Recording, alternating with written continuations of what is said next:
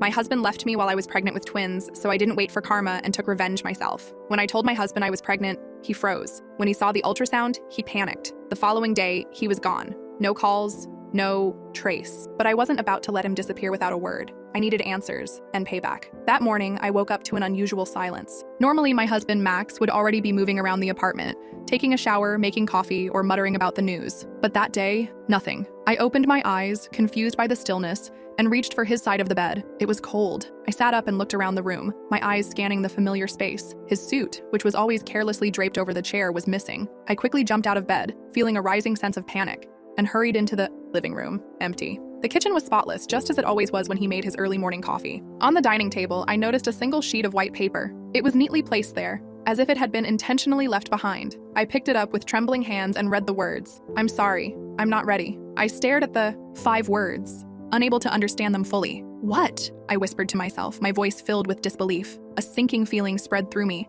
gnawing at my chest. I rushed to the closet, empty. No shirts, no pants, not even his shoes were there. I quickly moved to the bathroom, hoping I was just imagining things, but his favorite cologne, his shaving cream, and even his towel were all gone. I yanked open the drawer in the entryway, but there was nothing there either. He was gone, completely. I stood still for a moment, trying to piece it together, but nothing made sense. I thought back to the night before when I handed Max the envelope with the ultrasound photo. I remembered the way he took it carefully from my hands, the way his smile faded as he looked at the picture. You're pregnant?" he asked, his voice quiet, almost distant. I nodded eagerly, trying to hide my excitement. "Yes, isn't it wonderful?" "But we weren't planning this," he responded, his voice trailing off. I tried to reassure him. "I know, but some things are meant to be, right?" His eyes stayed fixed on the ultrasound, his jaw tightening. "Wait, what is this?" "It's twins, Max," I told him, feeling a mix of joy and nervousness. His arms wrapped around me in what was supposed to be a comforting embrace, but something about it felt off. The way he held me wasn't the reaction I had imagined. A wife expects a certain kind of response when she shares such life-changing news, but he didn't react as I thought he would. He didn't ask how I felt or tell me we'd figure it out together. Instead, he simply stood up and said, "I need some fresh air," before walking out of the room. I had imagined that moment so differently. I thought he would be overwhelmed in a good way. Maybe he'd come back with a huge bouquet of flowers or a box of chocolates. Instead, he didn't come back at all. The reality of the situation began to settle in, and I stood there with a hollow pit in my stomach, clutching my phone. I called him once, no answer. Twice, nothing. 3 times, still no response. "The number you are trying to reach is currently unavailable," the voice on the other end of the line said. I opened my messages, searching for some kind of explanation. The last message I had sent him was from the night before. "I'm so happy. I can't wait until we feel their first kicks together." He hadn't even read it. The last message from him was before dinner. "Running late. Don't wait up."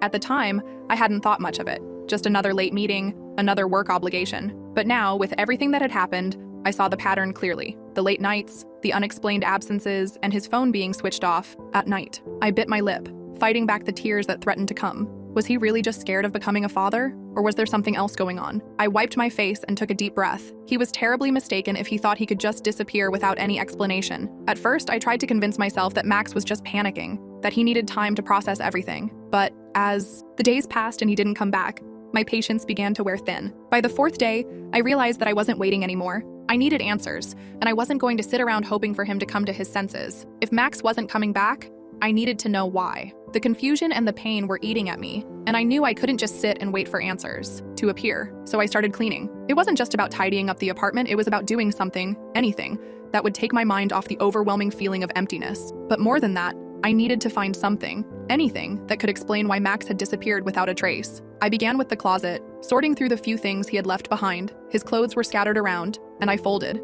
and packed them away in an attempt to restore some sense of order. But every action, every fold, every item packed was driven by a single goal: to uncover the truth. As I reached the laundry basket, a pile of clothes caught my eye. It had been sitting there since I told Max I was pregnant, the clothes he had worn that evening. Among the wrinkled shirts and trousers was his jacket, tucked at the bottom of the pile. My heart skipped a beat as I picked it up. I brought it close to my face and inhaled deeply. A faint scent lingered on the fabric. It wasn't his usual cologne, but something else, soft, floral, and unmistakably feminine. And it wasn't my scent. It couldn't be. Could it? Frantically, I turned the jacket inside out, my hands trembling as I dug into the pockets. I pulled out loose change, crumpled receipts, and a folded napkin from a restaurant. But then, something made my breath catch in my throat: a receipt. I unfolded it quickly, scanning the details. The purchase wasn't anything special, but there, neatly written on the bottom of the slip, was an address, a woman's handwriting. My heart raced as I stared at the paper. What if this is just a random receipt? What if it doesn't mean anything? But deep down, I already knew. It wasn't just a random address. It was a lead I couldn't ignore.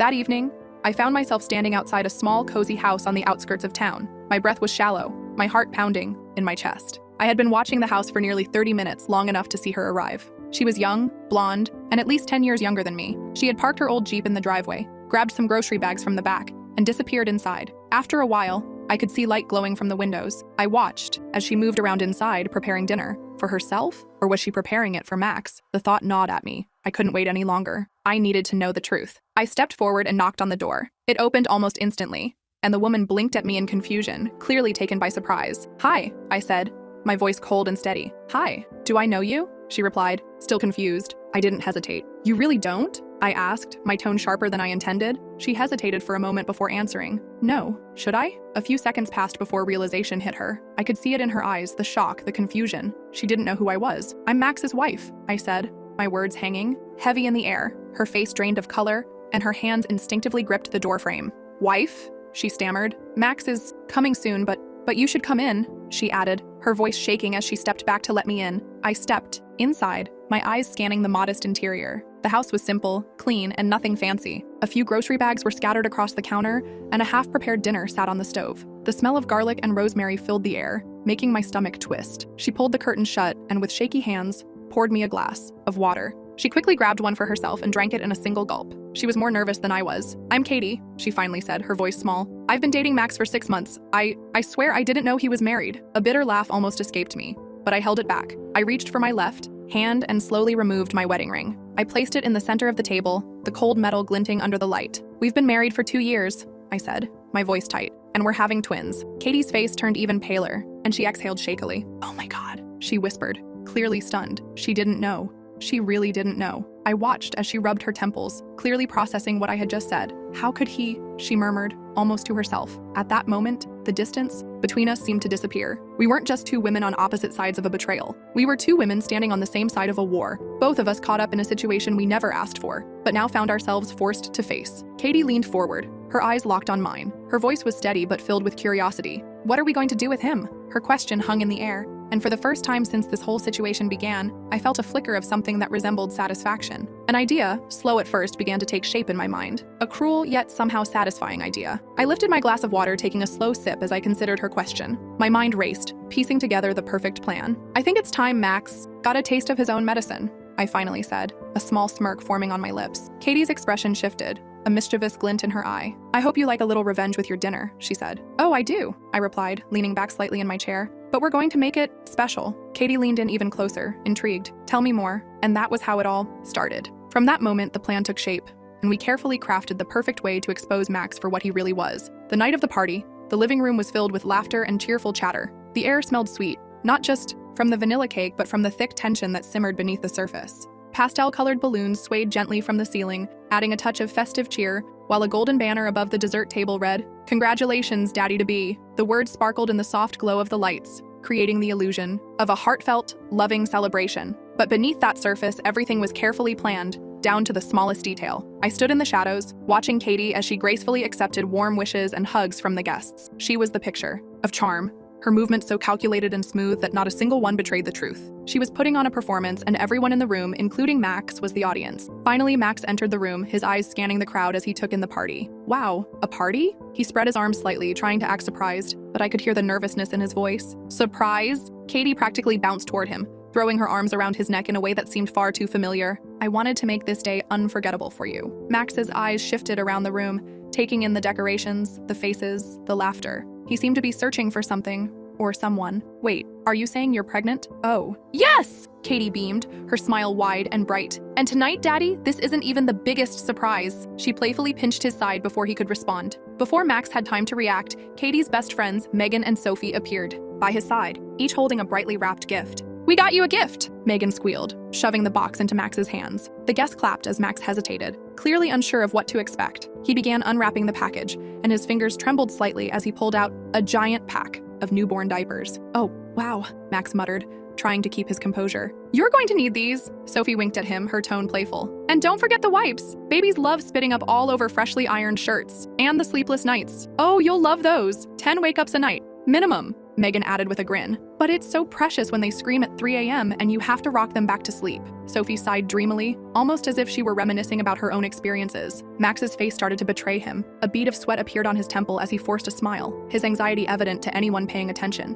And then, the cake arrived, the moment everyone had been waiting for. The room fell silent as Katie, with an expectant smile, took the knife from the table and handed it to Max. "You should do the honors, love. A little peek at who's waiting for you inside." She patted her slightly padded belly, her eyes glinting mischievously. Max hesitated, his face pale, but with so many eyes watching, he had no choice. He took the knife and began slicing through the soft frosting, the layers of the cake parting with ease. As he lifted the first piece, the room gasped. Inside the cake were two colors, pink and blue, swirled together in a perfect blend. "Two?" Max mumbled, his voice barely above a whisper. His gaze lifted from the cake to Katie, confusion clouding his face. Katie clapped her hands together, her smile stretching even wider. "Surprise! We're having twins!" "Twins?" Max's voice cracked as the realization sank in. "Yes, and you know it must be fate. You once told me your grandmother had twins too. Maybe it runs in the family." Katie laughed, her tone light, almost too light, as if she was reveling in the moment. Cheers, whistles, and laughter filled the room. The guests, oblivious to the real story behind this elaborate charade,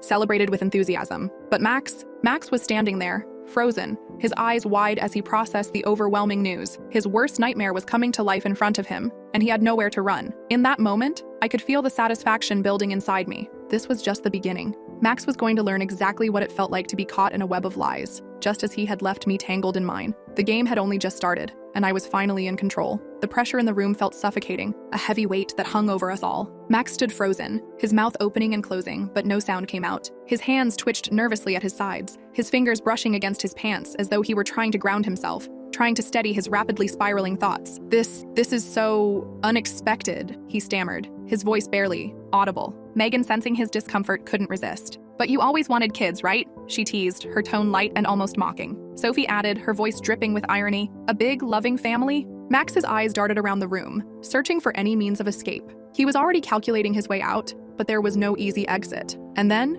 just as he thought he might find a way to run, Katie's parents stepped forward, their voices booming with feigned warmth. "Son," Katie's father said, clapping a heavy hand on Max's shoulder. "Congratulations! We're so happy for you." Her mother joined in, wiping away joyful tears as she beamed at him. "Oh, our grandbabies! What a blessing!" Max flinched at their words, his face growing paler. He took a step back, then another, clearly trying to put some distance between himself and the growing pressure around him. I need some air," he stammered. "I need to go. I can't." His voice trailed off, a mixture of panic and desperation in his eyes. Before he could make a move, I stepped forward, blocking his way. "Going somewhere?" I asked, my tone sharp. "You're not running away again, are you, Max?" Katie gasped dramatically, her hand flying to her mouth as if shocked by his behavior. "Oh no, not after all those speeches about being a family man." Max's breath hitched, and he looked like a cornered animal, his thoughts spinning as he tried to grasp any hope of an escape. He stumbled back, his hands raised in defense, but it was too late. Katie didn't let him off the hook. This was a setup," Max muttered, his voice hoarse. "Was it?" Katie smiled sweetly,